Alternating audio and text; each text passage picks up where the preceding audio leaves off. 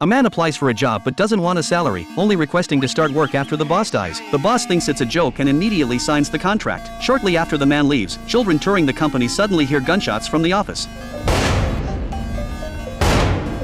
When the door opens, everyone is shocked to see the boss lying in a pool of blood. It turns out a little boy snuck into the office during the chaos and took the boss's life with a gun. No one knows why the boy did this. After the boss dies, the man arrives as promised. With the management contract, he naturally becomes the company's highest leader. The next day, he gathers everyone in the hall to announce his takeover. Employees are surprised by this sudden stranger. His first act is firing a veteran employee for being 5 minutes late. Even stranger, he often gets close to employees to smell them. When he discovers the odd smell comes from a bald employee, he orders the man to thoroughly clean himself in the bathroom or be fired. While no one's around, the assistant sneaks into the new boss's office to investigate. Looking through his briefcase, she finds a contract proving he's the company's operations consultant with the former boss's signature. Underneath is a business card with the name Victor. Even more bizarre, this person seems to have appeared out of nowhere with no records. The assistant teams up with programmer Mike to check security footage. They discover that after just a brief conversation, the former boss inexplicably signed the contract. More terrifying, he even kneels before the man, showing absolute submission. Victor's actions after taking over make even less sense. He fires employees without reason and halts multiple game projects. When tech expert Mike sees this, his blood pressure spikes with anger. Mike's year of hard work was dismissed with a single word, stirring thoughts of murder. He secretly plans how to make the glass break and cause this man to fall to his death. Surprisingly, the new boss actually favors his game project and takes him to a mysterious club. There, he meets a blonde woman. He assumes she's the boss's friend, but she reveals she wants to expose the boss's true identity by finding Frank Lopez. That's when he notices the woman has a prosthetic leg, jaw, and arms. The next day, Mike tells the assistant, and they start investigating Russian prosthetic manufacturers. Strangely, one company also has a consultant named Victor. Since his arrival, the company's performance doubled. Even more suspicious, that company's boss also had an accident. Looking at the photo, it's the blonde woman from yesterday. The idea that giving company bosses prosthetics could double performance seems absurdly far-fetched. Mike suddenly remembers the name the blonde woman mentioned and decides to investigate. Using game installation as an excuse, he secretly plants a Trojan on the boss's phone. Soon he finds Frank's contact information. Following their arrangement, Mike meets Frank at a jewelry store. However, when he mentions Victor's name, the man's expression suddenly changes, and he immediately presses a hidden button.